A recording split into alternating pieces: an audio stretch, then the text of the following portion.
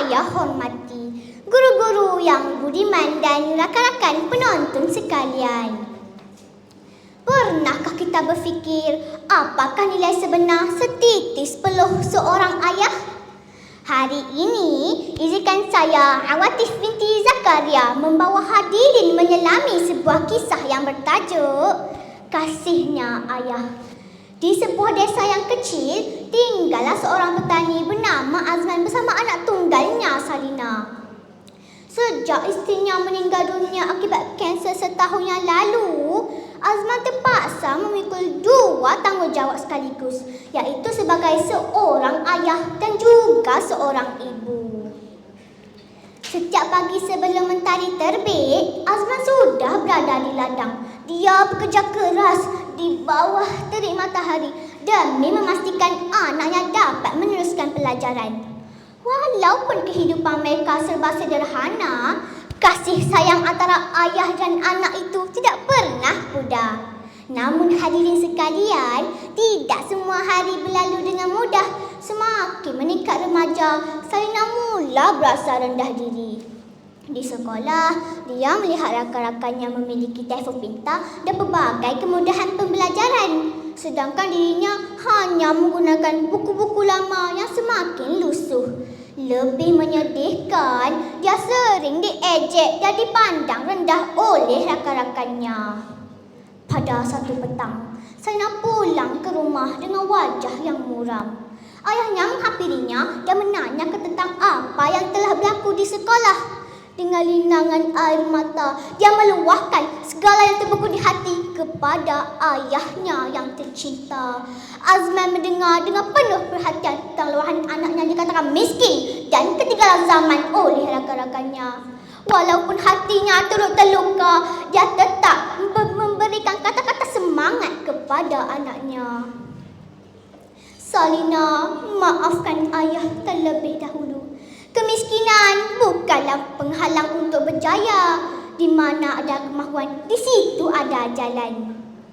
Nasihat ayahnya berjaya memberikan semula harapan dalam diri Salina.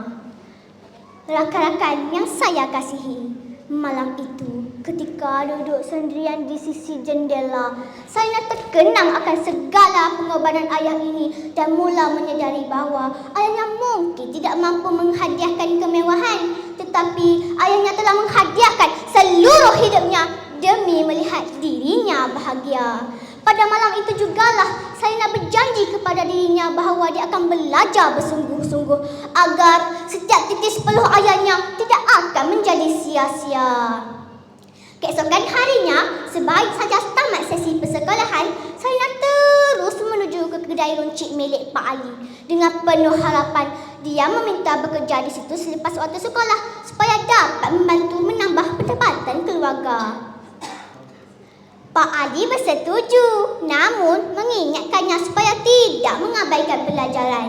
Sejak dari itu, setiap petang Salina akan menyusun buku-buku derak dan melayar pelanggai hadir sehingga lewat petang. Malamnya pula, Salina akan menelaah sehingga lewat malam.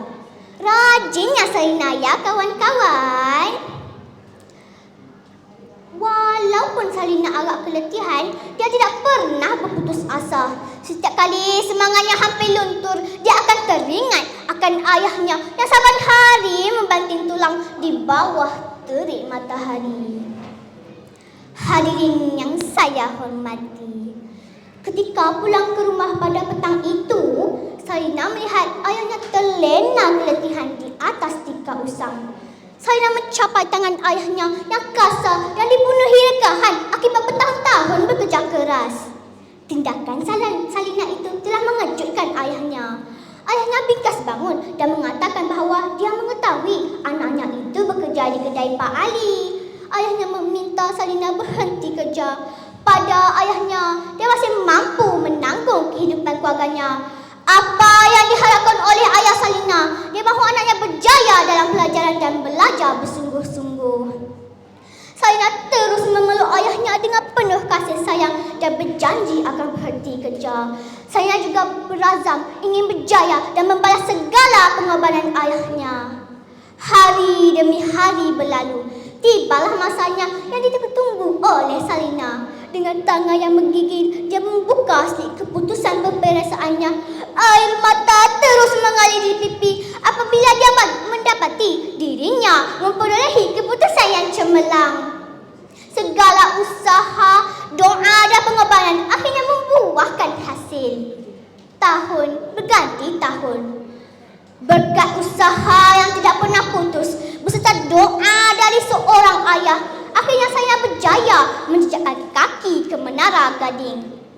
Pada hari convocation-nya, saya melangkah ke pentas untuk menerima segulung ijazah. Namun, matanya tidak mencari tepukan gemuruh yang memenuhi dewan. Pandangannya hanya tertupu seorang lelaki tua yang berdiri di hujung dewan yang sedang tersenyum dengan penuh kebanggaan. Lelaki itu ialah ayahnya. Tanpa disedari, air mata saya terus mengalir laju. Kini, dia benar-benar memahami bahawa kejayaannya pada hari itu bukanlah hasil usahanya semata-mata, tetapi juga hasil doa dan pengorbanan seorang ayah yang tidak pernah meminta balasan. Hadirin sekalian, daripada kisah ini kita belajar bahawa kasih seorang ayah tidak diukur dengan kemewahan, tetapi melalui setiap titis peluh dan pengorbanan yang dilakukan demi kebahagiaan dan kejayaan anak-anak. Oleh itu, hargailah ayah dan ibu kita selagi mereka masih ada. Janganlah menunggu saat kehilangan dia barulah kita ingin menghargai kasih sayang mereka. Kasih sayang itu tidak ternilai dengan seluruh harta di dunia. Sekian, terima kasih. Wabillahi taufiq wal hidayah. Wassalamualaikum warahmatullahi wabarakatuh.